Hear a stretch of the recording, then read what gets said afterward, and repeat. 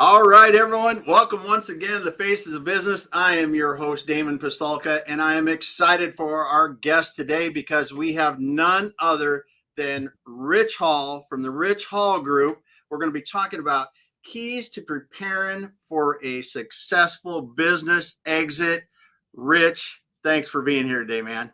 Man, we are thrilled. Let's get on it. Let's have a good time. Yes, yes. Well, Rich, I'm excited as heck because we were talking a little bit more about this, and I want to first of all bring up what you do. It may not quite say this in your headline on LinkedIn, but you are a business value advisor, and Yeah.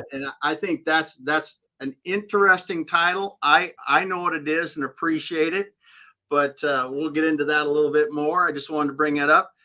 But we always like to start out with your background because I think that really kind of helps us understand the person behind Rich Hall. Yeah. Hey, I love it. So my career, and I went back and looked at it probably, 6 months ago and said, how did I learn this stuff? And the reality is all of my career has been some either as an employee or an executive with companies has been some form of turnarounds. Whether it was a turnaround because they were really struggling, or it Yep. was, listen, we got massive growth and we got to get on it. And each one also had increased responsibility. So after I went through the gamut, and I finally was brought in as president of a multinational, multi-generational family-owned business, Mm-hmm. I took a step back and said, what I really enjoy doing, and I love the challenge of helping businesses right side and get where they need to go extremely fast. So I went down the business advisor route and had clients, and then actually got pulled into being more of an exit planning advisor by wealth advisors. Yeah. They were saying, we got clients that are business owners and they're looking to do something in 2 to 3 years. And Rich, we need somebody that we trust and know, and your name keeps coming up. So I went down that path and have absolutely enjoyed it. Yeah. So you you mentioned exit planning, and I want to ask you this question because I think what you're doing is a bit different than exit planning, Mhm. and but yet that's kind of the universal term. So if you could kind of give us the flavor of exit planning that you do, because a lot of people look at exit planning, they think of somebody working in a magic calculator and coming up with numbers. Man, I'm glad you brought that up. Number one, I hate the word exit, right? Because everybody hates it. Business owners hate it. I hate it, you know, because number one, it infers binary, buy or sell, Yeah. right? And that's not, what we do. Um, I actually go in and I work with the business owner 2 to 3 years in advance of some kind of transition. It Yeah. could be a money raise, it could be sale to management, it could be a buyout, it could be strategic buyer, all kind of things. But here's the key: the business is not what I talk about first. I actually sit down with the owner and or owners and their spouses, and we talk about number one, what's your personal goals? What's important to you? What does life after the transition look like? And we get crisp on it because that's the number one priority. You follow all the way through the rest of the selling a business or transition, and you get down to the time to sign on the dotted line. More businesses fail because the owner starts reflecting and saying, maybe this is not what I want after all. So we cover the personal, then cover, all right, how does that translate into financial goals? Because 80% of a business owner's wealth is tied up in the business. So their Yeah. expectation is they're going to sell the business and it's going to end up fulfilling their financial goals. What if it doesn't? So we get crisp on that, right? The other part is their business goals. Is legacy important? Are what happened to the employees important? I got one client that's like, yeah, man, these people have worked 20 years for me. I want to make sure they're taken care of. Mm-hmm. Okay, that can dictate the type of buyer, right? But on the flip side, I got another one that said, hey, Rich, I've given people great jobs for 15 years. Now it's my time. I want max value. Okay. Now we know, because that can dictate the different kind of value. So we cover that first.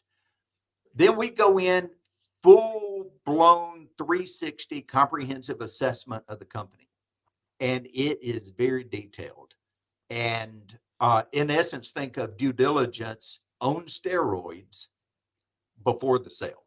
Mm-hmm. And then we actually, the other piece is we actually do a evaluation of the company. Mm-hmm. I personally bring an outside firm in. They do at least 5 different methods of valuation. And I use different firms depending on the size of the company. And then we layer on top of the valuation the assessment, and it gives us a very good idea if it'll sell, and if so, where it'll fall in the dollar amount. And if that amount matches what the owner's financial goals are, minus fees and taxes, of course, then we're good to go. Let's go ahead and get this thing going. If not, then we roll up our sleeves and we start working with the business and the owner over how to get that business from where it is today to where it needs to be to meet those goals.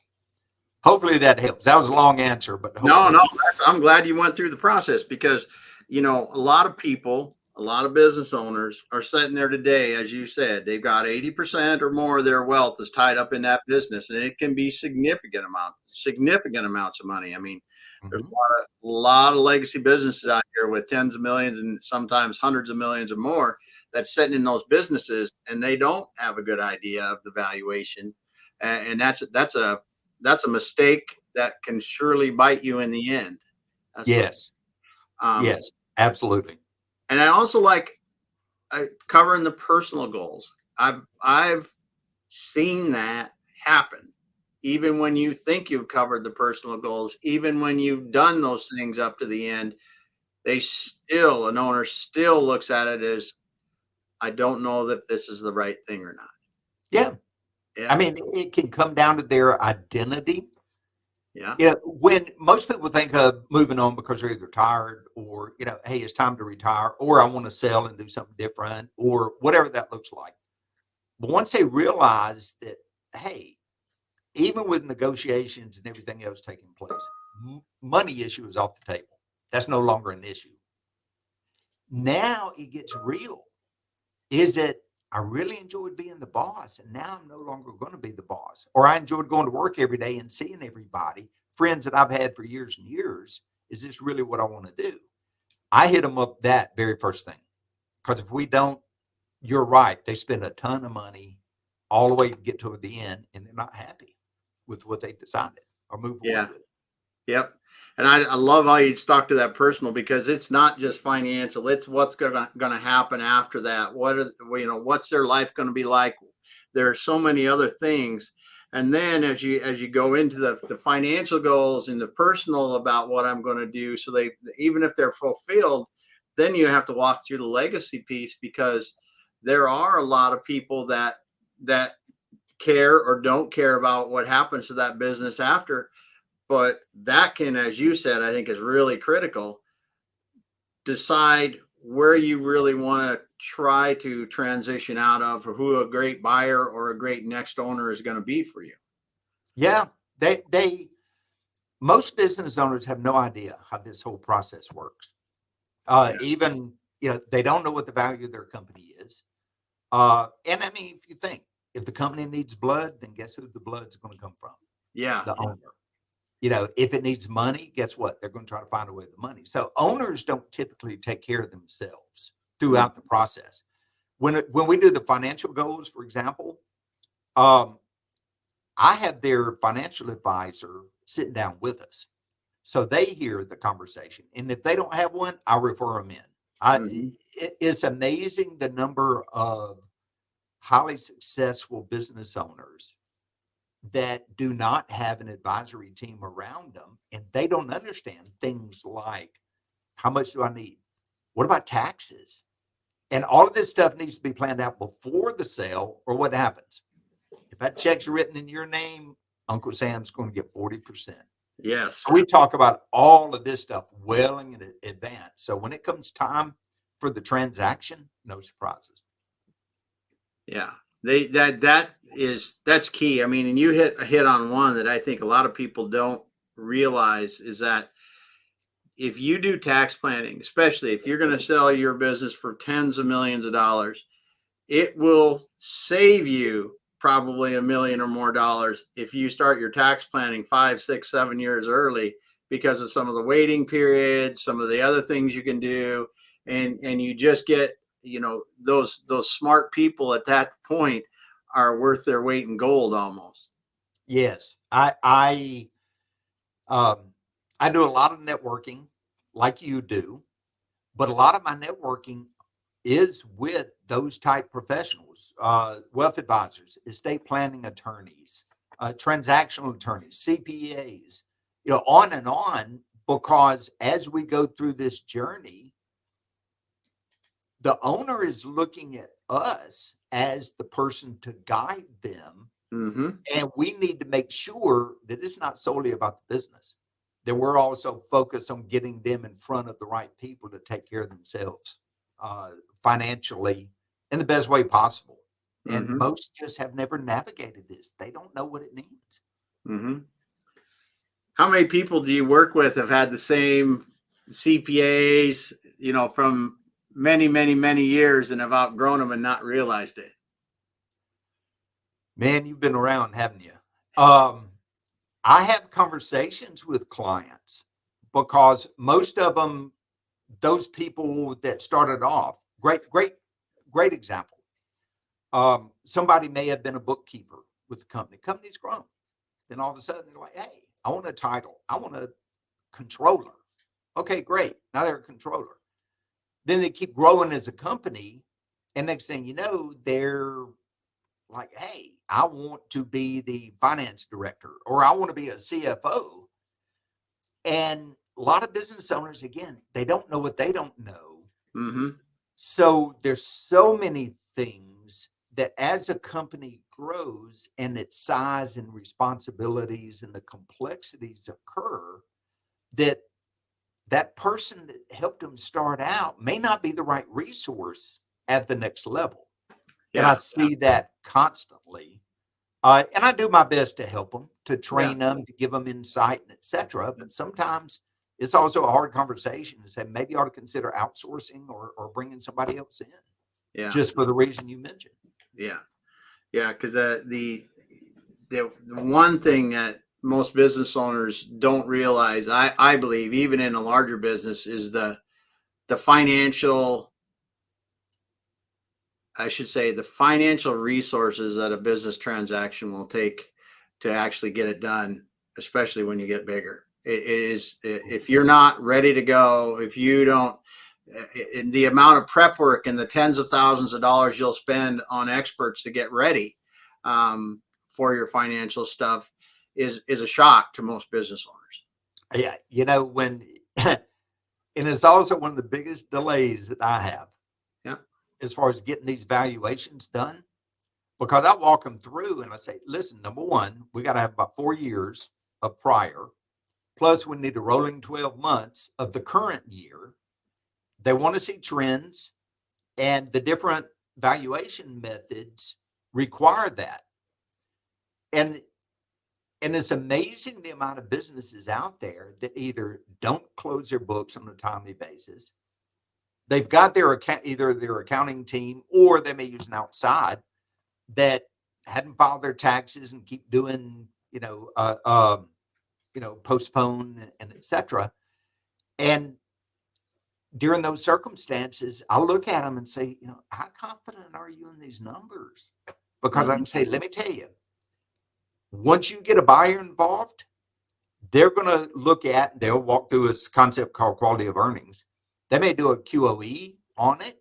I can guarantee you, if there's any problems, they're going to find it. And if they find it, they're immediately skeptical and going to say, well, what else may you either be hiding or Mm-hmm. not aware of?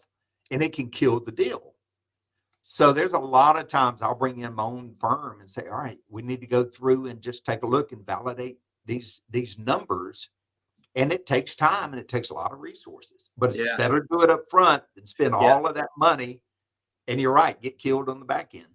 It will, and at the least, I think you're going to lose millions of dollars out the backside because of it, like you said, the lack of trust in the numbers. So they're going to figure that as more risk and reduce the potential price. And when you look at it, if I got to spend $50,000 or $100,000 on finding the problem and fixing the problems, it's well worth it when you consider the millions it costs on the back end. Yes. Yeah, 100%. I actually, when I do my initial assessment, the valuation of the company, I actually give them a grading on the different areas like Nice. finance that's dragging down the value. And I can show them that, listen, this drag down is going to impact you by X amount of dollars.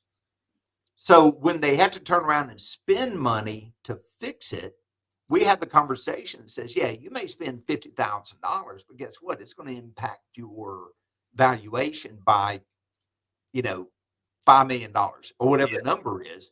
Now they get, business people can get it when it's put in terms of business. Mm-hmm.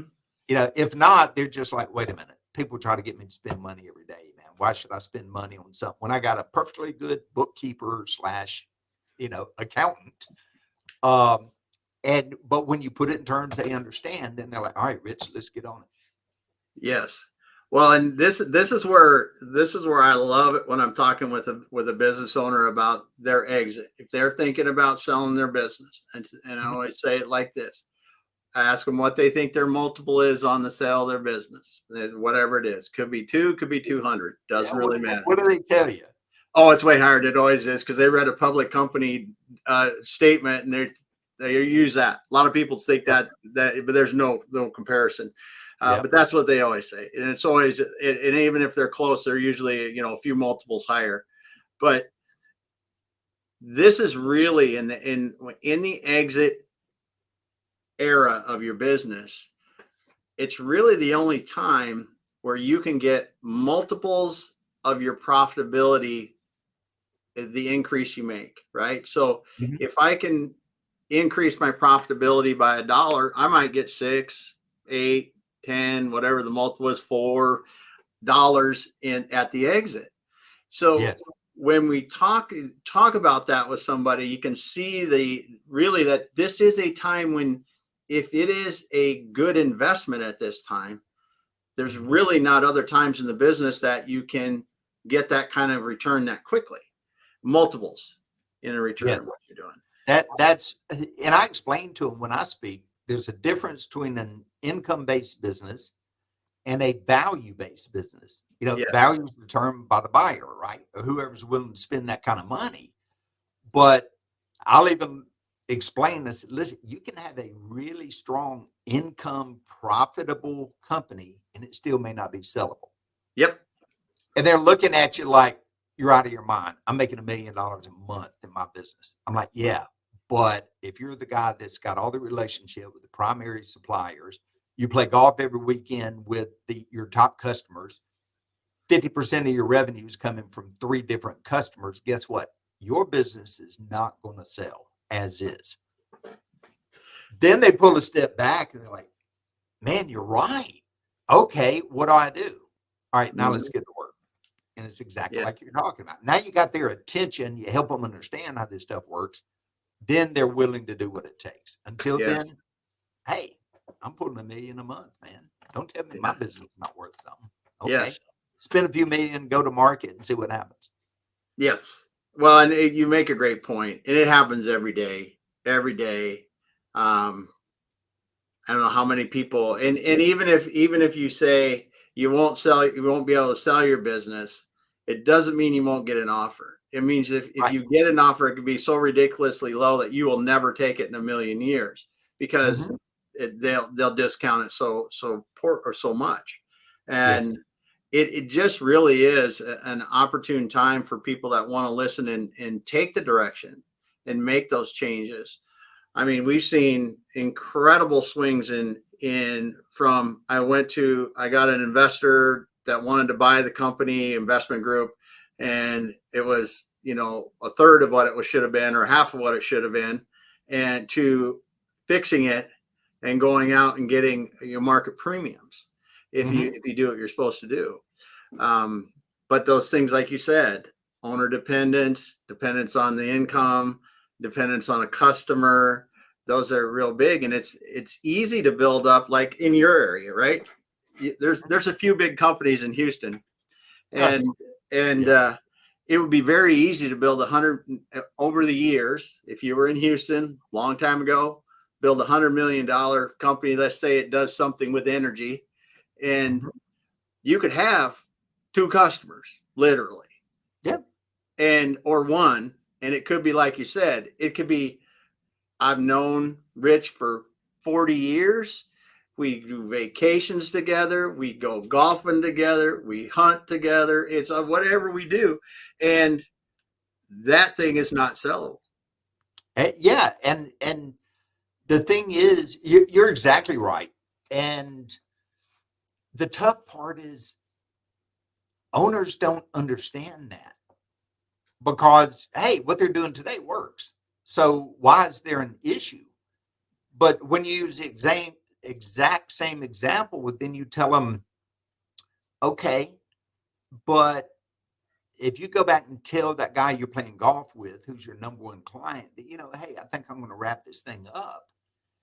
Unless you've got a long-term contract that's rock solid and locked in, and that's part of what we talked with him about, then he's going to go back and say, hey, the relationship is no longer there.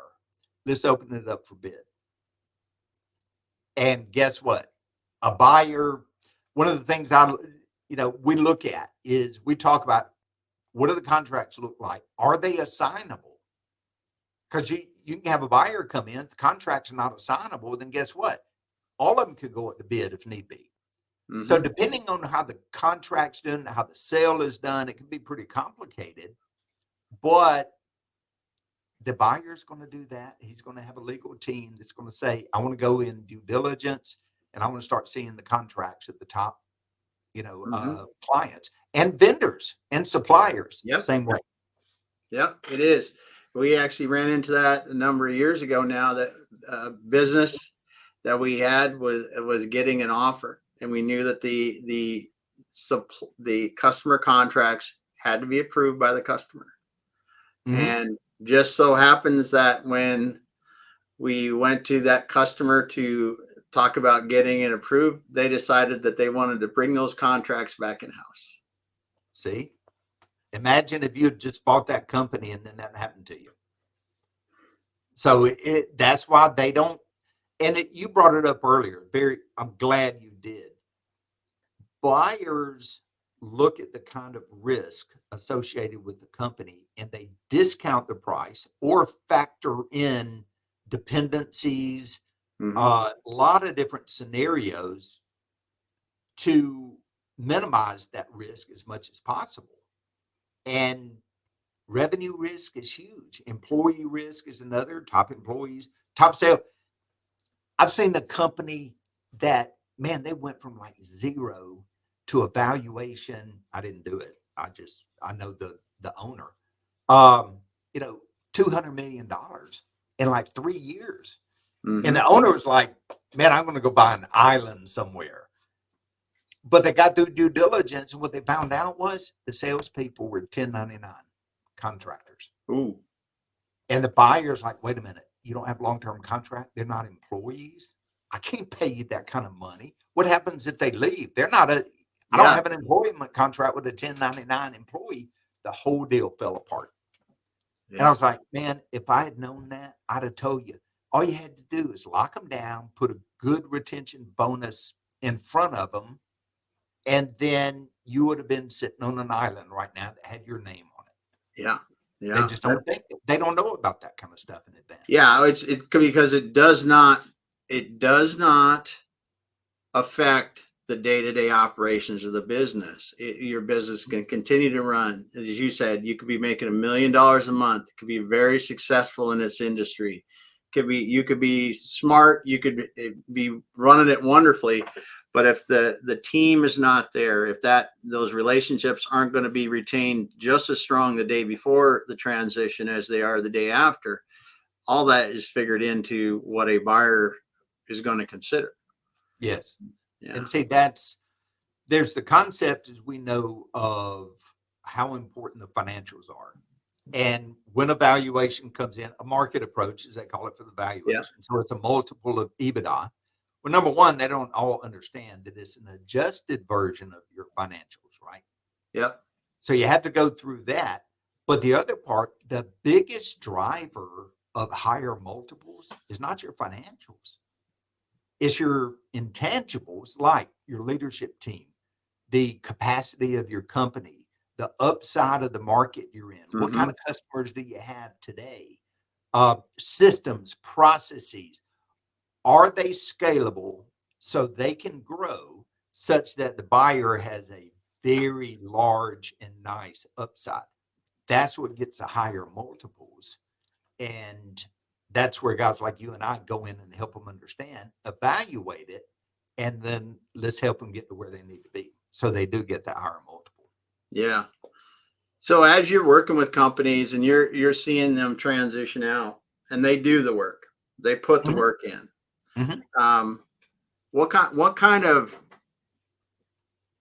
are you seeing that these people can get premiums when they sell, or do you think that this is just more making it so they can get sold? Um, Depends on what we're working on, right? Or Yeah. fixing. Oh, If they got a good product, good service, good market, then doing the things that we talk about are very attractive to buyers because buyers are much more sophisticated than sellers. Buyers already get the teams to do people. You know, you may have worked on the buyer side some and as an advisor and helping, but they go through a number of businesses before they may find the right one to buy. So when you go into a, you know, a dance where there's discussions to see whether or not you want to move forward with a deal before you go under, LOI, et cetera, then you talk with a buyer and you say, listen, yes, we have our top employees. We've got a retention program already ready to go. We've communicated to them. Our owner takes off Monday and Fridays and works half Mm-hmm. days during the week. Okay. Our systems are documented. Our processes are, we've got great leadership. And I mean, you start laying all that out in front of them, their eyes get massive because they're like, wait a minute. That means my risk is low and I can hit the ground running with this company. And then when I tell them, listen, you don't even have to negotiate. The owner has already agreed to a 6-month, earn out period and do a owner finance as part of the deal. That's not a negotiation that falls apart. We've already set that owner up what to Yes. expect far in advance. Buyers they go nuts over a company that's laid out like that for them. Yeah, you said a couple things in there that I really think that if someone's listening today, that is considering and transitioning out of their business really needs to understand, because um, you talked about working with the seller to get a number in mind, get terms in mind for the sale of that business, so that the transition can be pretty smooth rather than tons of negotiation where you're starting too high or too low or wherever you're at, and all the angst that caused. And I'm probably not using the right word, but because if you get that done ahead of time, like you're saying, you don't get that deal fatigue like you do if you're back and forth and back and forth and back and forth with that deal, because you can make it easier for the buyer. You've satisfied a lot of their risk challenges, and as a seller, you're really comfortable with the number you've talked about then because you've had time to think about it. It's not Yeah. like we're sitting here today and, oh, we got a counter offer today and we got another offer back, we got counter again. The seller doesn't have time to really think about it. If you talk about this 3 months before you go to market or whatever you're going to do with this, have a lot of time to think about it. It's like you Yeah. can think about it and get comfortable with it and go, I'm good. And then I actually, you nailed it. I run a CEO roundtable as well to some other things. And one of the owners in my roundtable had a family office dive in, and they're like, "Hey, we want to buy your company. If you don't sell it to us, we're going to buy your competition and put you out of business." So they were in a spot, yeah, um, and got a great deal, but there was also some things, and he had a long earnout period. There's some other things that popped up, and I asked him. I said, "Hey, man, why don't you put together sort of a lessons learned? Because you just went through it." And he did, and he sent it to me, and every other word was, "I wish I'd called or knew or worked with an an exit advisor like you and me or somebody like." And I said, "Listen, man, you can't put that out there. Not that looks like it's an advertisement for me." I said, "What did you learn?" And he came back, and I can send it out to people if they want it because it's cleaned up, but it's in detail. It's like, I wish I'd known more about the process. I wish I'd had the right team around me. I leveraged some of the buyer's resources because, everybody shook hands and sang yeah, kumbaya. But at the end of the day, I found out things afterwards that I would have done different. And it's real life. But not being prepared and not understanding how it works is tremendous, both personal and financial risk for a seller. yeah. As you said, the title says, preparing for a successful business exit is something that, um, while worth the effort, almost all the time. I don't think you'd run in a time when you're not going to benefit from it. And like you said, you're not stuck with trying to use whatever resources you have available. You can have the time to get the right resources and get the right advice and do the right work ahead of time. Mm-hmm. So as you're looking at this, what is talking to the business owners cross them all? If you had to name the top two things that you see consistently in businesses that you're going to have to do some work to, what would they be? Well, number one is uh, they don't know how the process works. That's probably the bigger thing. Process So it's knowledge. educating the business owner what to expect and all the stuff that we need to get done and to work on. I think then after that is you got to get the financials squared away and cleaned up because, hey, here's the thing. We all know. Run everything you can through the business legally to minimize your profits. Therefore, you pay less taxes. Mm-hmm. But when you go through a transaction, the buyer wants to see the true picture. So now you got to go back and do an adjusted version that says, hey, the boat and the house that you run in and, maybe those weekends and etc. We need to scrape those back out. So now it gives a true picture. So that's one of the biggest things of the cleanup that needs to be done. And that education of the difference between income versus, value. After they get it and it clicks, these other things just make sense to them because then they understand. Mm-hmm. That's a good point. That's a good point. So, what do you like the most about helping people do this? Um, Man, we change lives, right? I mean, that to me is probably the biggest thing Yeah. is that they've got some kind of goal, some kind of dream, some kind of plans, and being able to affect that and them seeing the results. Um, Man, it's why I do what I do. Yeah. Is because I know and it's not just live for the business owner. It may be their couple, the owner and the spouse. It could be the entire kids. It could be the generations. It can be the other employees. Mm-hmm. And man, remember we said earlier, 70% of the businesses that go to market don't end up selling. Yep. Imagine those families, the baby boomers that are, they've worked their whole lives with the expectation, hey, I'm going to sell my business. That's my retirement. And it doesn't happen. So getting in front of that and helping make sure it does happen, that's what gets me up, man. I love it. That's awesome, and I agree too. It's just such a great thing to be able to help people realize uh, a result from their hard work, Yes. because it is, and it's understandable when you're running a business that you may not know about what the end looks like and what an exit is or a sale looks like, or even a transition to a succession with a family member to do what you need to do. But it really is in in the middle of your career. I think if you spent time figuring that out a little bit, you can come out the other end a lot better. Yeah, people don't know. A lot of owners and a lot of people in the market are in this sort of business, whether it's buying and selling and advisory service and all that. They don't know that people like you and I exist. Mm-hmm. Because today, what happens? If an owner wakes up one day and says, "You know what, I'm thinking about doing something with my business." All right, well, here's the two scenarios that play out. Um, oh, Mr. Hall, I heard you may be interested in selling your business.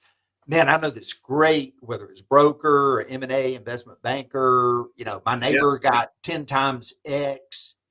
Okay, and it's a very attractive story. And I'm not saying that these people do a great job at what they do, but their job is to sell the business, and that's how they get Yes. compensated on it. Versus somebody like you and I says, "Well, Mr. Business Owner, we really need to talk because we need to understand a little bit more about what your goals are, how the business is performing, and to see whether it'll sell at all. And if so, give you a pretty good idea of where it would sell at. And if it works, fantastic, let's go. If it doesn't, we got work to do." Which one of those sounds the best? The Yeah. first one, right? What's best for the business owner and their families? The second, in most cases. Mm-hmm. So the delta between the two is don't wait to the last minute when you may have to sell your business because you're exhausted and worn out. Plan far enough in ahead, educate yourself, have a conversation with people like you and I, and learn how all of this works. Then you can take time and prepare, right? What's the other thing that happens? 50% of businesses close involuntarily, right? You remember what Yep. are they? Divorce, Yep. Death. distress, death, disagreement, Yeah. disease, whatever. Those things happen. All right, yes, business owner died. Guess what happens to the business? You know, odds are pretty good. It goes to whoever is the spouse or is in the will of the business owner. Do they Yes. know how to run a business? Boom, goes under. Versus doing things like we're talking about, so the business is not so dependent on the owner and it could run effectively. A lot of Mm-hmm. things you can do in advance, but if they don't Yeah. know, they don't know any better. Yep. And that's where you said getting educated about the process early of how to build that business that is going to be a valuable business at the end rather than just an income generator for you. Yes, So that you can then they have choices in the way they exit. that's exactly right. It's their path forward, and they can make choices with educated, information around them. Mm. So by far the best way to do it. Yeah. Yeah. But it's good how you put that together, because it's not at the first look of the two options. You may think that that there is an easy path, but there's very rarely an easy path to get in a business, get exited a business. Yeah, That's people don't, it's um as you said earlier, when the process starts, you may think it's taking forever, but when that final negotiation hits, very stressful. People just want it to be over with. But when it is, it's amazing how the deal can change. It may not be in the seller's best interest. yeah. Just because all the risk aversion, things we talked about. But knowing it up front, being prepared, knowing what the value of the business is in a very close range. I know what I've got. So I'm willing to stand firm and work with the buyer, but you're not going to come in here and tell me all the things that are wrong with it. I already know where we're at. So Yes. let's do this deal. Huge. You said we're getting close to time, but I do have to bring that up because Yep. when a buyer is armed with knowledge or a seller is armed with knowledge, they know where the warts are at and they've worked on them and they know where they're still at and they know and they're comfortable with that and their business is moving in the right direction and they know that the difference in the whole process is remarkable because as you said, I can sell it to you today at the price we think is fair, or we can wait and I can sell it to somebody else because I know what I'm doing. I'm only getting better. Amen, brother. Doesn't that provide tremendous negotiating ability? Yes, it does. And it'd be great for the business owner to be in that chair when it happens. So Yep. you nailed it, man. I'm glad you said that. Well, Rich, it was been incredible talking to you. And again, we're talking with Rich Hall here from the Rich Hall Group. And if someone wants to get a hold of you, Rich, what is the best way to do that? Hey, I tell you, hit my website, richhallgroup.com. There we go. I've got emails, got ways to collect on LinkedIn. And I've also got documents out there on the process that we're talking about. Yep, you do. And that's not only for business owners, but also for advisors that may work in the exit, Yep. ecosystem. I've downloaded, looked at them. You've got some good quality downloads there for people, my friend. And I do advise people to take a look at the richhallgroup.com website. Reach out to Rich Hall if you want to talk with him yourself and get yourself, as Rich said, and I agree with 100%, get that education early. Know what you need to do to build a business that's going to be valuable and provide you the income you want while you're doing it so that you can choose to exit the way you want. You're the man. Thank you. Thanks for being here today, Rich.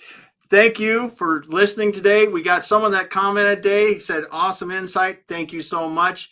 We couldn't see your name, but I tell you what, we appreciate you. If you came in late to the show, go back to the beginning. Listen to what Rich was talking about. He was talking about some of the things that make deals go bad or not as good as they could.